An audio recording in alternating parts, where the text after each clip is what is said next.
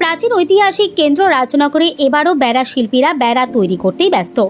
এমনই দৃশ্য আবারও লক্ষ্য করা যায় রাজনগর থানা সংলগ্ন হাটতলা মোড়ে ও মালিপাড়ায় দশকর্মার দোকানগুলিতে। মালিপাড়ার মালাকার পদবীর বেড়া শিল্পীরা বংশ পরম্পরায় বেড়া তৈরি করে আসছেন বলে জানা গিয়েছে। এই প্রথা সুদূর অতীতে রাজনগরের রাজারা চালু করলেও আজও এলাকার বিভিন্ন সংখ্যালঘু অধ্যুষিত গ্রামের বাসিন্দারা ভাদ্র মাসেই বেড়া পাবন পালন করে থাকেন। স্থানীয়দের বক্তব্য, এরা প্রচলিত বিশ্বাস জলের পীরকে তুষ্ট করার জন্য এবং বাড়ির ছোট বাচ্চা শিশুদের নদীর জলাশয় পুকুর বা ডোবায় যাতে কোনো রকম বিপদ না ঘটে সেই ধারণা থেকেই এই সামাজিক প্রথা চালু করা, যারা ধারাবাহিকতা আজও বজায় রেখেছে।